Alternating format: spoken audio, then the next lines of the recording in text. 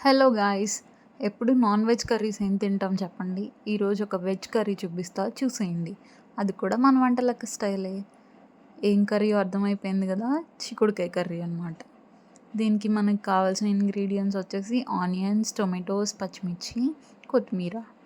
First onions and పచ్చిమిర్చి ఆయిల్‌లో fry చేసేసుకొని, అవి గోల్డెన్ బ్రౌన్ వచ్చిన తర్వాత చిక్కుడుకాయలనేవి క్లీన్ చేసుకొని యాడ్ చేసుకోవాలనమాట. అవి కూడా బాగా ఆయిల్‌లో ఫ్రై చేసేసుకోవాలి. ఇప్పుడు మనం కట్ చేసుకున్న టొమాటోస్‌ని ప్యూరీ చేసుకొని, ఆ ప్యూరీ అనేది ఈ చిక్కుడుకాయల్లోకి యాడ్ చేసుకోవాలనమాట. సో దట్ అది బాగా దాంతో మిక్స్ అయ్యి, మనకి పచ్చివాసన అనేది పోయేదాకా దాన్ని ఆయిల్‌లో ఫ్రై చేసుకుంటూ ఉండాలి.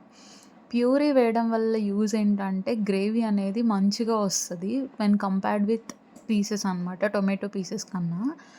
అండ్ మనం కర్రీకి కావాల్సిన పసుపు, కారం, ఆల్రెడీ సాల్ట్ అయితే మనం ఫస్ట్ ఆనియన్స్ వేసుకున్నప్పుడు కొంచెం వేస్తాం కదా మగ్గడానికి. తర్వాత చూసుకొని మీ టేస్ట్ లెవెల్‌కి తగ్గట్టు సాల్ట్ కూడా యాడ్ చేసుకోవచ్చు.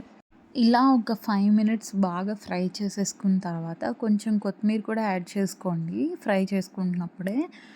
సో దట్ ఆ ఫ్లేవర్ అనేది ఆ కర్రీకి బాగా పడతదనమాట.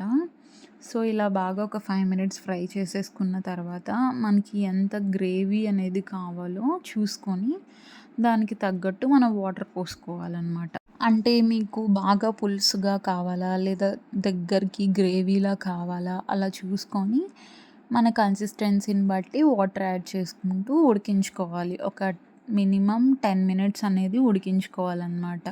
ఇక్కడ సాల్ట్ సరిపోలేదని చెప్పి మా మమ్మీ మళ్ళీ సాల్ట్ యాడ్ చేశారనమాట. And finally chicken masala or garam masala వేసుకొని ఒక 5 మినిట్స్ ఇలా ఉడికించుకుంటే మన చిక్కుడుకాయ కర్రీ రెడీ అయిపోయినట్టే. సరే మరి ఉంటా గైస్.